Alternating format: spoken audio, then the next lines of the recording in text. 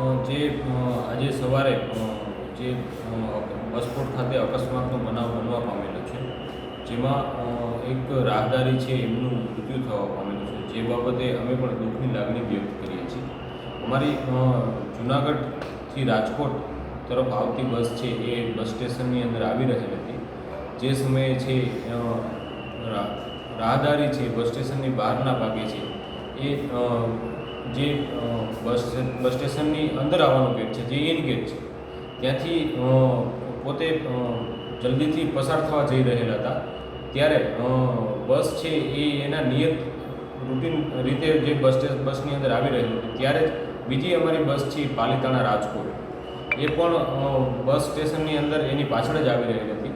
બંનેની વચ્ચે એ મુસાફર છે એ નીકળવા ગઈ અને પોતે દબાઈ ગયા અને જેના કારણે છે એ મૃત્યુ થવા પામેલું છે.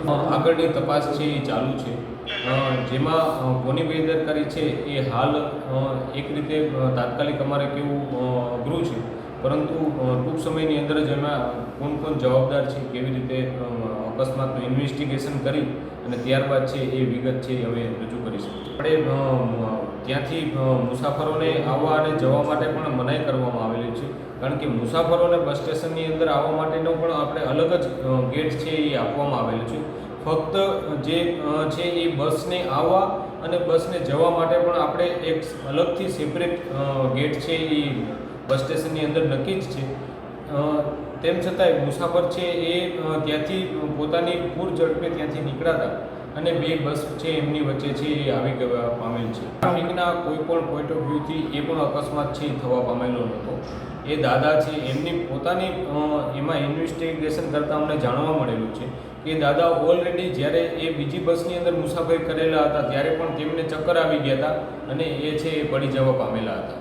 ત્યારબાદ એ જ્યારે માનો કે એ બસની નીચે ઉતર્યા ત્યારે જ એમને સમજી લીધું પોતાની તબિયત છે બરાબર ન રહે, એના કારણે પણ એ પોતે નીચે પડ્યા અને બસના પાછળના ભાગે છે એ આવી જવા પામેલા. આપણે જે રિક્ષાની બસ સ્ટેશનની બહાર છે એ લાઈન જોવા પામે છે અને તેના બાબતે પણ અમે આપણે સિટી ટ્રાફિક પોલીસને પણ અમે જાણ કરેલી છે કે બહારના ભાગે છે એ આપણે ટ્રાફિકની વ્યવસ્થા છે એ જળવાઈ રહે અને બસને છે એ બસ સ્ટેશનની અંદર આવવા અને જવામાં કોઈ તકલીફ ન પડે તે બાબતની અમારા દ્વારા પણ કાર્યવાહી છે એ કરવા. પોલીસ ચોકી પણ બની ગયેલ છે અને પોલીસ ચોકી જે બની ગયેલ છે તેના બાબતે છે એ અમારા દ્વારા જાણ પણ કરી દેવામાં આવેલી. એટલે ટૂંક સમયની અંદર બસ સ્ટેશનની અંદર છે એ પણ આપણે પોલીસ ચોકી છે એ ચાલુ થઈ જવા પામશે.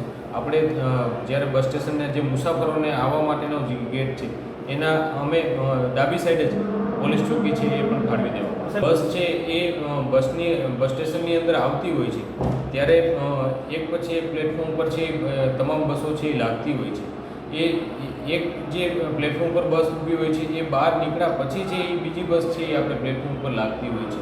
આપણે ટોટલ બસ સ્ટેશનની અંદર 22 જેટલા પ્લેટફોર્મ છે એ રાખવામાં આવેલા છે.